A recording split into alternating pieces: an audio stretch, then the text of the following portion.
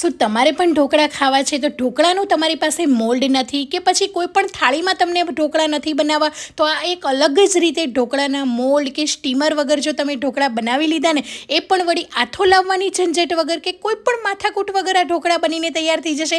પહેલી વખત બનાવતા હશો ને તો પણ પરફેક્ટ પોચા રૂ જેવા એકદમ મુલાયમ જાળીદાર અને લચકેદાર આ ઢોકળા બનીને તૈયાર થઈ જશે. અંદરથી પણ એટલી પરફેક્ટ જાળી પડશે અને વળી જો ઘરમાં તમારે દાંત વગરના વડીલો રહેતા હશે ને એ પણ ઇઝીલી ખાઈ શકશે એટલા મસ્ત બનશે. ઇન્સ્ટન્ટ ચોખાના ઢોકળા બનાવવા માટે અહીંયા મેં 1/4 કપ જેટલા ચોખા લીધેલા છે. હવે ચોખાને આપણે એક બાઉલની અંદર એડ કરી દેવાના છે. તમે ઢોકળા બનાવતી વખતે કોઈ પણ ચોખાનો ઉપયોગ કરી શકો છો. તો આ રીતે તમે જે રેગ્યુલર ઢોકળા બનાવતા હોય એની અંદર જે ચોખા વાપરતા હોય એ ચોખા તમારે લઈ લેવાના.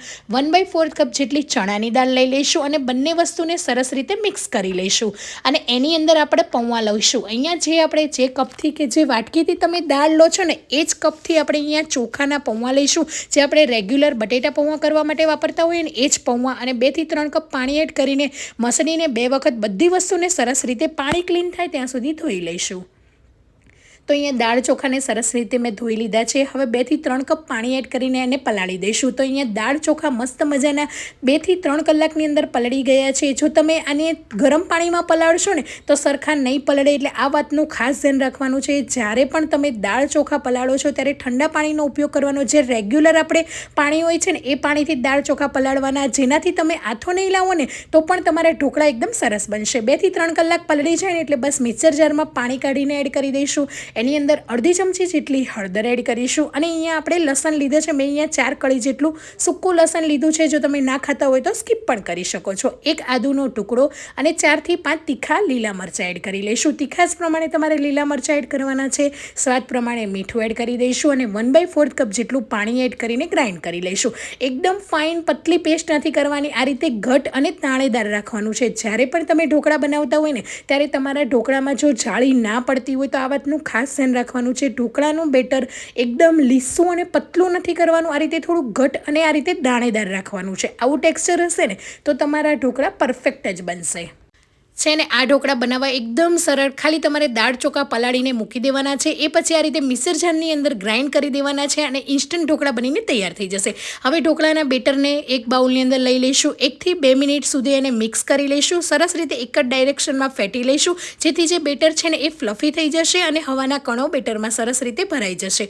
અને એ પછી આપણે 1 થી 2 ચમચી જેટલું સિંગ તેલ એડ કરી લઈશું. જ્યારે પણ ઢોકળા બનાવો છો ને ત્યારે તમારે સિંગ તેલ એડ કરવાનો. એનો ફ્લેવર ઢોકળાની અંદર સરસ આવશે. સરસ રીતે મિક્સ કરી લઈશું અને ઇન્સ્ટન્ટ આપણે ઢોકળા બનાવીએ છીએ એટલે અહીંયા મેં ઈનો લીધો છે. તમે ખાવાનો સોડા પણ લઈ શકો છો.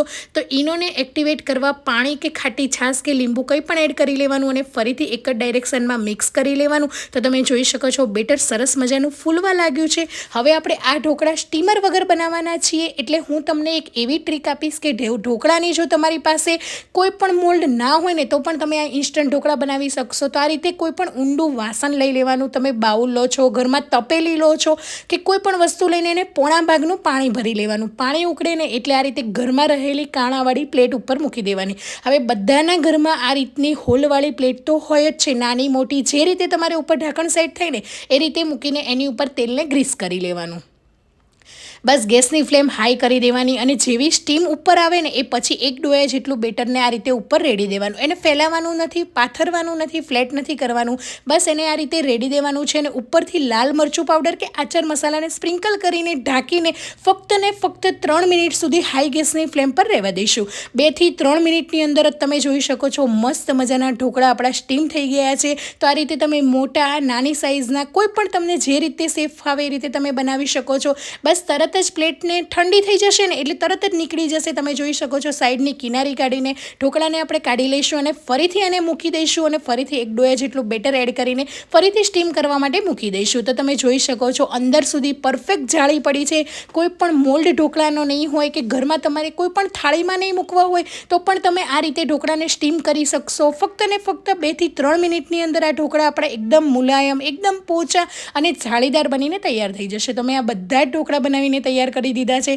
તમે જોઈ શકો છો. તમારા બાળકોને તમે લંચ બોક્સમાં આપી શકો છો. રાત્રે ડિનરમાં તમે ઢોકળાની લાલ લીલી ચટણી સાથે પણ એન્જોય કરી શકો. અને ઢોકળા તમે એમને ખાઈ શકો અને આ રીતે તમે વચ્ચેથી કટ લગાવીને પણ ઢોકળાને ખાઈ શકો. હું તમને અંદરથી જાળી બતાવું છું. તમે જોઈ શકો છો કેટલા પરફેક્ટ બન્યા છે. ક્યાંય પણ કાચા પણ નથી રહ્યા અને એટલા સરસ રીતે સ્ટીમ પણ થઈ ગયા છે.